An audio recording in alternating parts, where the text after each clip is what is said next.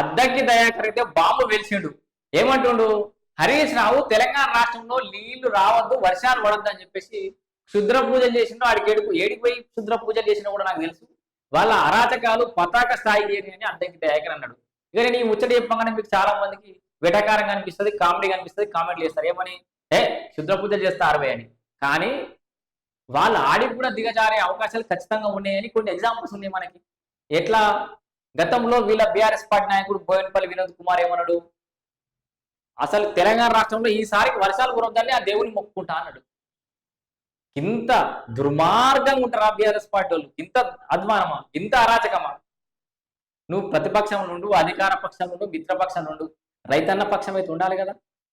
వానలు పడక రైతన్నలు గొడగొడ ఏడుస్తుంటే రాష్ట్రంలో వానలు పడద్దని మొక్కుకునే దరిద్రులు ఎవరైనా ఉంటారా తెలంగాణలో? బీఆర్ఎస్లు ఉంటారు. వర్షాలు పడద్దని బోయినపల్లి వినోద్ కుమార్ మొక్కుకుంటాడు. అసలు వీళ్ళు ప్రాజెక్టుల పంట నీళ్ళు రాలేదు, ఎండిపోయిన రైతన్నుల కోసం పాదయాత్ర చేస్తున్నా అనే పేరుతోటి డీజే పాటలు పెట్టుకొని దుంకుడు, ఎగురుడు, దుంకుడు, విందు, ఇంకా కొన్ని వేరే ఉంటాయి కానీ. సో గట్లాంటి సంబరాలలో ఏదో పార్టీ విజయోత్సవ సంబరాలు లెక్క ప్రాజెక్టుల కాడ ర్యాలీలు తీసిన బాపతేమో హరీష్ రావు. వీళ్ళకి ఏమైనా బాధ ఉందా? రైతన్నలు బాధపడుతున్నారు, నీళ్ళొత్తలేమనే బాధ వీళ్ళకి ఏమైనా ఉందా? లేదు. సో నిజంగానే వీళ్ళకి రైతుల మీద ప్రేమ లేదని రుజువైపోయింది. అద్దంకి దయాకర్ కూడా పెద్దగానే బాంబు పేల్చుడు. వీళ్ళు ఎక్కడికి వీళ్ళ రాజకీయాల అరాచకం పతాక స్థాయి ఏరుకుందన్నాడు. వీళ్ళు ఎక్కడో క్షుద్ర పూజలు చేస్తుండ్రు, ఏడ చేపిస్తుండో కూడా నాకు ఎరికే అన్నాడు.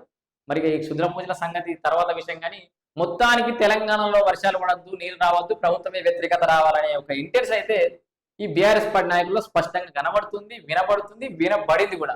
ఇక రైతన్నలరా మీరే డిసైడ్ చేసుకోవాలి.